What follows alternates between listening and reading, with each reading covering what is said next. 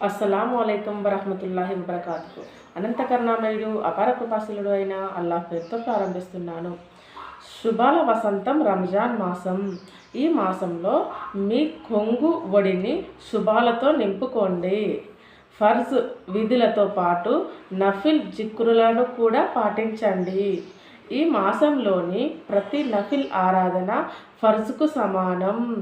ఒక నఫిల్ నమాజు ఒక ఫర్జ్ నమాజ్తో సమానం. అందువల్ల నఫిల్ ఆరాధనలను వీలైనంత ఎక్కువగా చేయండి. ఇంత ఎక్కువగా చేస్తే అంత అన్ని పుణ్యాలు పడతాయి. అవి మీ తప్పులను పొరపాట్లకు పరిహారంగా మారుతాయి. ముఖ్యంగా రాత్రి చివరి గడియల్లో మేల్కొని నఫిల్ ఆరాధనలు చేయండి. ఆ సమయంలో అంతటా నిశ్శబ్దమే రాజ్యమేలుతుంది కదా. మనుషులు సుఖనిద్రలో జారుకొని ఉంటారు కదా.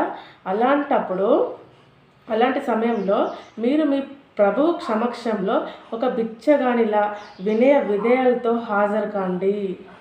ఆయన ముందు మోకరిల్లి చేతులు పైకెత్తి తప్పులను క్షమించమని దీనంగా వేడుకోండి.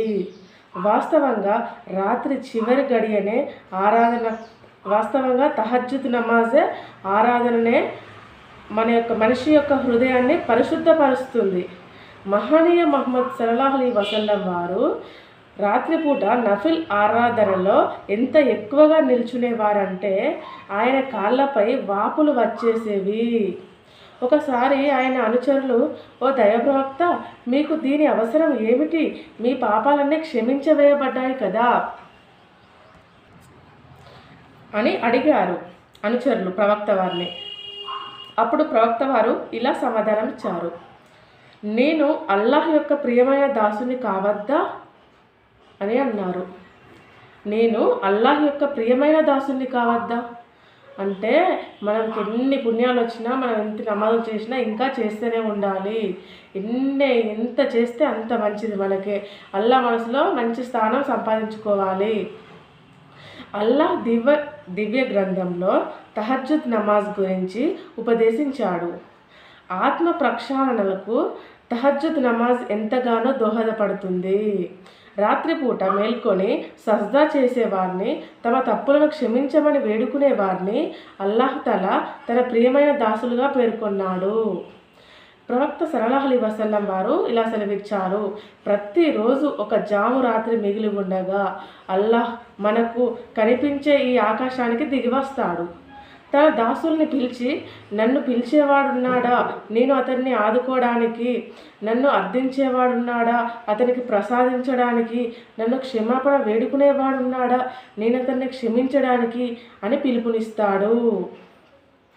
అల్లాహ్ సుబ్హానహు వ తఆలా ఒకటో ఆకాశం మీదకి వచ్చి ఇలా అంటున్నాడైతే. కానీ మనం చాలామంది అయితే తహజ్జుద్ నమాజ్ చేయరు, కానీ చేస్తే చాలా మంచి బెనిఫిట్స్ ఉంటాయి ఇందులో. రంజాన్ రాగానే ప్రవక్త సల్లల్లాహు అలైహి వసల్లం వారు పూర్తిగా మారిపోయేవారు. ఆయన సల్లల్లాహు అలైహి వసల్లం వారి యొక్క చేసే నమాజులు రెట్టింపు అయ్యేవి. ఎంతో వినయ విధేయలతో దువా చేసేవారు. ఇంకా ఆయనతో దైవభీతి పెరిగిపోయేది. ఆయనలో ఉన్న దైవభీతి తక్కువ అనేది ఇంకా ఎక్కువగా అయ్యేది. కారుణ్య క్షమాపణలు ప్రత్యేక మాసం రంజాన్. తప్పుల పట్ల పశ్చాత్తాపం చెంది వాటిని క్షమించమని అల్లాహ్ను వేడుకోండి. తప్పుల పట్ల పశ్చాత్తాపం మనసుతో కుమిలి ఏడవండి. పాపాలను మన్నించమని, మంచి మార్గం ప్రసాదించమని వేడుకోండి. మాతో ఎలాంటి తప్పులు జరగవు అని తలపోయడం అల్లాహ్ యొక్క ప్రియమైన దాసుల లక్షణం కాదు. ఇంకా వారి విశిష్టత ఏమిటంటే, వారి ద్వారా ఏదైనా తప్పు కానీ, పాపం కానీ, పొరపాటు కానీ జరిగిపోతే వారు వెంటనే పశ్చాత్తాపం చెంది అల్లాహ్ ముందు సిగ్గుపడుతూ చిన్నబుచ్చుకొని మోకరిల్లిపోవాలి. ఇది విశ్వాసి యొక్క లక్షణము. వారి స్థితి ఎలా ఉంటుందంటే, ఎప్పుడైనా ఏదైనా అశ్లీల కార్యం వారి వల్ల జరిగిపోతే, లేదా ఏదైనా పాపం చేసి వారు తమ యొక్క ఆత్మలను అన్యాయం చేసుకున్నట్లయితే వెంటనే వారికి అల్లాహ్ గుర్తుకు వస్తాడు. అప్పుడు వారు అల్లాహ్ను తప్పులు క్షమించమని వేడుకుంటారు. అల్లాహ్ క్షమిస్తాడు అన్న నమ్మకం కూడా వారికి ఉంటుంది. మహనీయ ముహమ్మద్ సల్లల్లాహు అలైహి వసల్లం వారు ఇలా తెలియజేశారు: మనుషులందరూ అపరాధులే, అయితే అతిగా పశ్చాత్తాపం చెందేవారే ఉత్తమమైన అపరాధులు. అతిగా ఎక్కువగా మనం దువాలు చేస్తూ ఉండాలి. చేసిన తప్పులను మనం క్షమాపణ వేడుకోవాలి. ఈ తప్పు చేశాను, దీన్ని క్షమించండి, తెలిసో తెలియక. మనుషులు అన్నకడ చిన్న పెద్ద తెలిసి తెలియక ఏదో బై మిస్టేక్లో అలా జరిగిపోతుంటాయి కదా, వాటిని మనం అత్యధికంగా పశ్చాత్తాపం చెందాలి. అది విశ్వాసంలో భాగమే. దువా స్వీకరించబడడానికి రంజాన్ మాసం ఎంతో మేలైన మాసం. మీ న్యాయపరమైన అవసరాలను, కోరికలను అల్లాహ్ ముందు ఉంచి దువా చేయండి.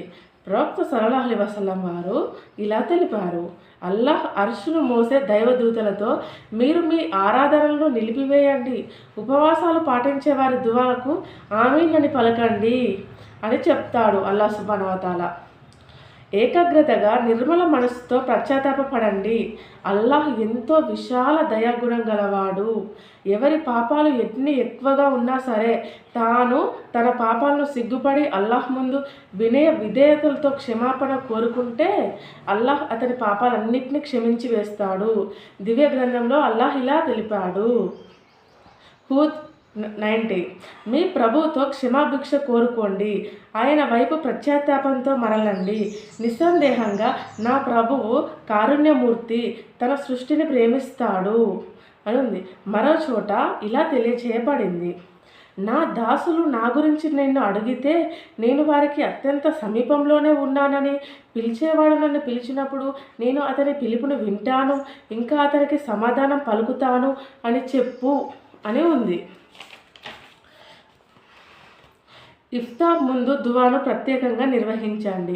దైవారాధన వల్ల ఆ సమయంలో మీరు పూర్తిగా అలసిపోయి ఉంటారు. మీపై అల్లాహ్కు ఎంతో ప్రేమ కలుగుతుంది. అలాంటి సమయంలో మీ నోటి నుండి వెలువడిన దువా అల్లాహ్ సమక్షంలో తప్పకుండా స్వీకరించబడుతుంది. ఇఫ్తార్ సమయంలో చేసిన ఏ దువా కూడా తిరస్కరించబడదు అని హదీస్ల ద్వారా తెలుస్తుంది. సో సోదరులారా, సోదరిమణులారా, విన్నారు కదా, మనం ఎలాగో రంజాన్కి ముందుగానే లేస్తాం కదా, ఇంకో అర్ధగంట ముందుగా లేచి తహజ్జుద్ నమాజ్ చదువుకోవాలి. ఆ తర్వాత ఎక్కువగా దువాలు చేసుకోవాలి, ఎక్కువగా అల్లాహ్తో పశ్చాత్తాపం చెందాలి. మరి మగవాళ్ళు అయితే మాత్రం వాళ్ళు పాపం బయటికి వెళ్ళి పనులు చేస్తూ ఉంటారు, ఎండలో పనులు చేస్తూ ఉంటారు, వాళ్ళది ఇంకా ఇబ్బందిగా ఉంటుంది. అల్లాహ్ సుబ్హానహు వ తఆలా వాళ్ళకు ఎంత అధికంగా పుణ్యాలు ప్రసాదించాలని మనస్ఫూర్తిగా కోరుకుంటున్నాను. వాళ్ళు పొద్దుటి నుండి సాయంత్రం వరకు ఎండల్లో పనిచేస్తుంటారు. షాప్ ఉన్న వాళ్ళు చాలా కష్టంగా ఉంటుంది, కష్టపడుతుంటారు. వాళ్ళకు కూడా అల్లాహ్ సుబ్హానహు వ తఆలా చాలా జన్నతుల్ ఫిర్దౌస్ ప్రసాదించాలని కోరుకుంటున్నాను. అస్సలాము అలైకుం వరహ్మతుల్లాహి వబరకాతుహు.